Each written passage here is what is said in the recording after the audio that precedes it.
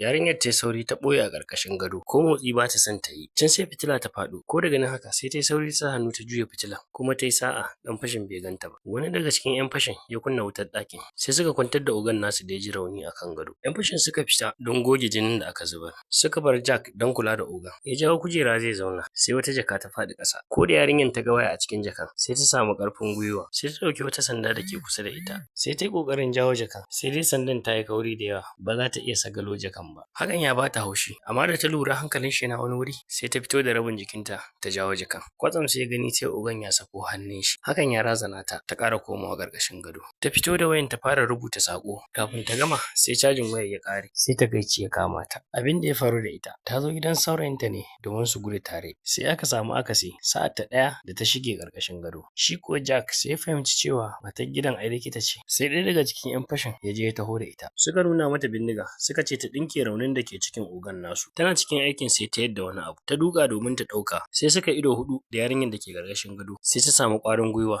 yarinyar za ta nemo musu mafita. Bayan da ta gama ɗinke ciwon, sai ɗan fashin ya kama ta ya kai ta wani ɗaki inda ɗanta yake a ɗaure, ita ma ya ɗaure ta. Shi kuwa mijin su ne suka taimaka mai ya sanya kayan shi. Ɓarayin na son su yi amfani da matsayin shi ne na manaja don su samu sauƙin shiga su yi sata a bankin. Ita kuwa yarinyar da ke ƙarƙashin gado ta yi tunanin sun tafi ne, sai ta fara ƙoƙarin fitowa. Kawai sai ta ji Jag ya dawo, ta yi sa'a bai ganta ba. Ashe shi Fetur ya je ya ɗauko wanda za su ƙona gidan da shi da dukkan wanda yake ciki da zarar sauran ɓarayin sun dawo. Yarinyar ta fara tunanin hanyar tsira, sai ta ga wani agogo, sai ta yi sauri ta ɗauke shi, ta saita alam na sakan 90, sai ta wurga shi a hankali. Lokacin da alam ɗin ya fara ƙara, sai yarinyar ta fita da sauri lokacin da ta ga hankalin shi na kan agogo. Ta yi sanda a hankali ta sauka ƙasan bene. Lokacin da ta zo za ta buɗe ƙofan, sai ta ga hannun ƙofan ya juya. Ta yi tunanin sauran 'yan fashin ne suka dawo, sai ta koma da gudu. Ta yi sauri ta shige wani ɗaki, sai ta ga saurayinta a kwance an ɗaure shi. A lokacin da take ƙoƙarin kwance saurayin nata, sai ta ji ana yin magana da ƙarfi, sai ta saurara. Ashe wani mutum ne ya shigo daga waje. Jack ya riga ya gan shi lokacin da yake hawowa bene. Yarinyar ta yi sauri ta ɓoye a banɗaki, sai dai kawai ta riƙa jin ƙarar duka. Take anan tsoro ya ƙara kama ta, saboda ta san in ta faɗa hannun Jack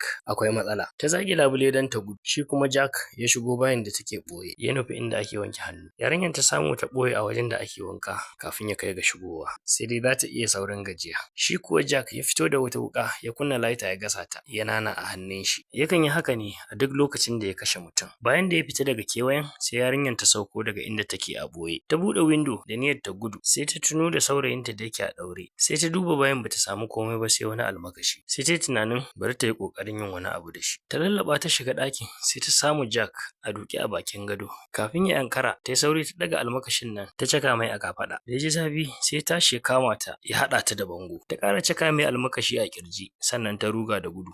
Ya kai mata cafka bai same ta ba. Ta shige ɗakin da ogan nasa yake a kwance. Ta taka katifan da ogan yake kwance ta yi tsalle ta shige cikin silin. Da ta shiga sai ta jawo wani akwati ta rufe ƙofar don kada ya shigo. Sannan ta fara ƙulla ƙara tana neman agaji. Sai dai a gidan ba su da maƙwabta kusa da su, shi yasa ba wanda ya ji ihunta. Shi kuwa Jack ya fara ƙoƙarin fasa ƙofar don ya samu hanyar da zai shiga cikin silin ɗin. Bayan da Jack ya samu nasarar fasa silin ɗin, sai ya kama ya shiga, amma lokacin da ya shiga ya duba ta sama ko ƙasa bai ganta ba. Ashe ta maƙale ne a jikin rufin. Ta sauko a hankali kafin ya lura. Ta yi sauri ta fita daga silin ɗin, ta maida ƙofar ta rufe shi a ciki. Sai dai kuma kash, tana saukowa sai ogan nasu ya yi arrestin ɗinta da bindiga. Sai yarinyar ta tsorata ta kama kuka.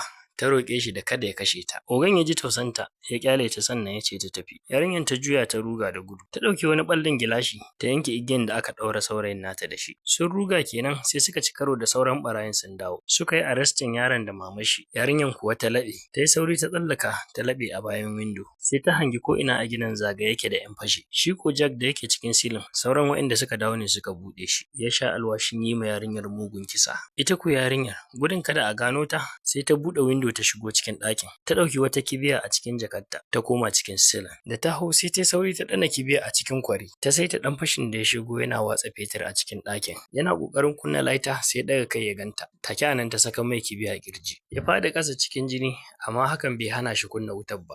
Lokacin da wutar ta fara kama ɗakin, sai yarinyar ta sauko daga silin ɗin.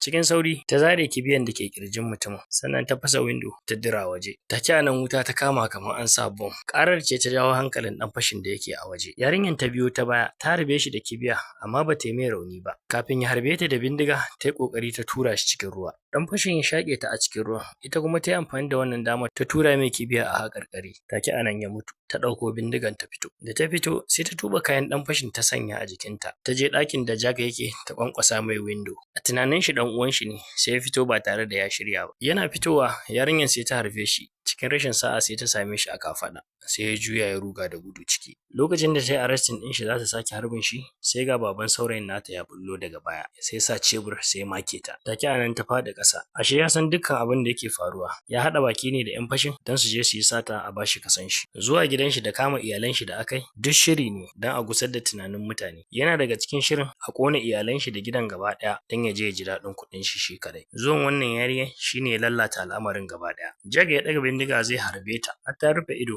sai kawai ta ji ƙarar bindiga.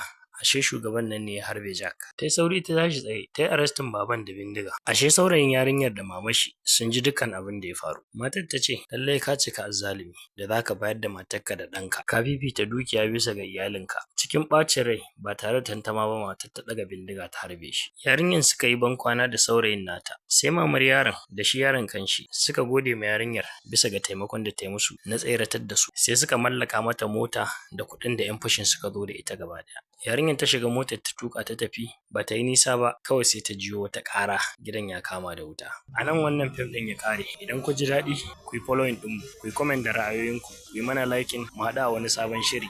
Na gode.